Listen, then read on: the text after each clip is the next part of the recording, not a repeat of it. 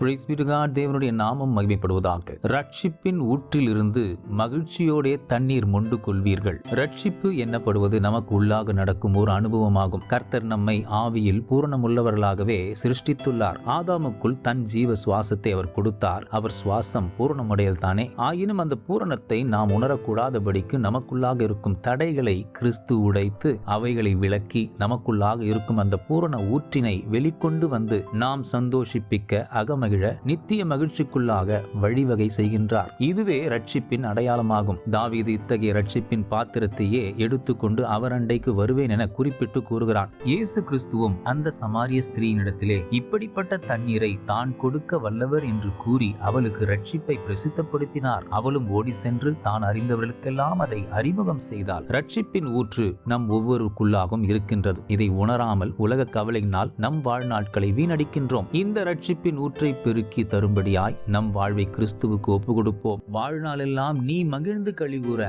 அந்த ஊற்று உன்னிடத்தில் இருந்து நிச்சயம் புறப்படும். God bless you abundantly.